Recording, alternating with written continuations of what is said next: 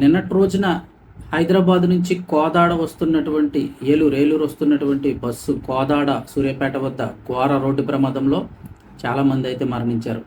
ఆ ఘటన ఇంకా మరొక ముందే ఈరోజు ఏపీలో మరో ఘోర రోడ్డు ప్రమాదం చోటు చేసుకుంది. పరిస్థితి అత్యంత దారుణంగా ఉంది. అసలు ఏం జరిగింది ఏంటి వివరాలు తెలుసుకుందాం. వీడియో పూర్తిగా చూడండి. ఒక పుట్టినరోజు వేడుకకు వెళ్ళినటువంటి కుటుంబ సభ్యులందరూ కూడా బంధువులందరినీ కలిసి ఆహ్లాదకరంగా గడిపారు. అంత వేడుక అయిపోయిన తర్వాత ఎవరిళ్ళకాళ్ళు బయలుదేరారు.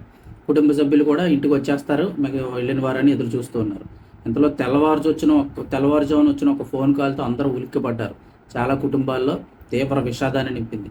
అసలు ఏం జరిగింది ఈ విషయం చూస్తే, పల్నాడు జిల్లా చిలకలూరిపేట అడ్రోడ్డు సెంటర్ వద్ద గురువారం తెల్లవారుజామున జరిగిన ఘోర రోడ్డు ప్రమాదంలో 7 ప్రాణాలు కోల్పోయారు. మరో 8 మంది తీవ్రంగా గాయపడ్డారు. విజయవాడ నుంచి తిరుపతి వైపు వెళ్తున్నటువంటి ఓ ప్రైవేటు ట్రావెల్స్ బస్సు ప్రయాణికులతో వెళ్తున్న ఆటోను ఢీకొట్టడంతో విషాదం చోటు చేసుకుంది. ప్రమాద సమయంలో ఆటోలో మొత్తం 15 మంది ఉన్నట్లు సమాచారం. ఇంకా ప్రాబ్లం ఏంటంటే అందులో 4 చిన్నపిల్లలు కూడా ఉన్నారు. చిలకలూరిపేట మండలం వేలూరు గ్రామానికి చెందిన వీరంతా కూడా బాపట్ల జిల్లా కొండమంజలూరులో జరిగిన పుట్టినరోజు వేడుకలకు అయితే వెళ్లారు. వేడుకలు ముగించుకొని తిరిగి స్వగ్రామానికి వస్తుండగా అడ్రోడ్డు వద్ద వారి ప్రయాణం విషాదాంతమైంది. ఆటో చీరాల రోడ్లోకి వెళ్లేందుకు కుడివైపు టర్నింగ్ తీసుకోగా అటు నుంచి వస్తున్న ప్రైవేట్ ట్రావెల్స్ బస్సు ఆటోని బలంగా ఢీకొనడంతో ఆటో తీవ్రంగా ధ్వంసమైంది. ప్రమాద తీవ్రతకు స్పాట్లోనే 4 చనిపోవడం జరిగింది. మిగతా తీవ్రంగా గాయపడిన వారిని చిలకలూరిపేట ప్రభుత్వ ఆసుపత్రితో పాటు గుంటూరు ప్రభుత్వ ఆసుపత్రికి కూడా తరలించారు. చికిత్స పొందుతూ గుంటూరు జీజీహెచ్లో 2, చిలకలూరిపేట ప్రభుత్వ ఆసుపత్రిలో మరొకరు మృతి చెందారు. మృతులను వేలూరు గ్రామానికి చెందినటువంటి వారుగా గుర్తించారు.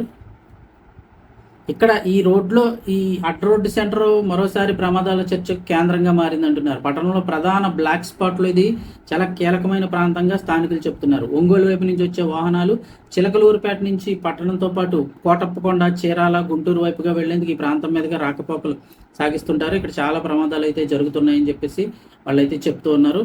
ఇక ఈ ఘటనపై ముఖ్యమంత్రి చంద్రబాబు నాయుడు గారు కూడా తీవ్ర దిగ్భ్రాంతి వ్యక్తం చేశారు. వాళ్ళందరికీ కూడా క్షతగాత్రులందరికీ చికిత్సలు అయితే అందజేయాలని చెప్పేసి, గాయపడిన వారందరికీ మెరుగైన వైద్యం అందించాలని అధికారులను ఆదేశించారు. సో ఇది పరిస్థితి. నిన్న ఒక యాక్సిడెంట్ అయింది, అక్కడ కూడా చాలా దారుణంగా జరిగింది. అది ఇంకా మరొక ముందే మళ్ళీ ఈరోజు తెల్లవారుజామున మరో ప్రమాదం.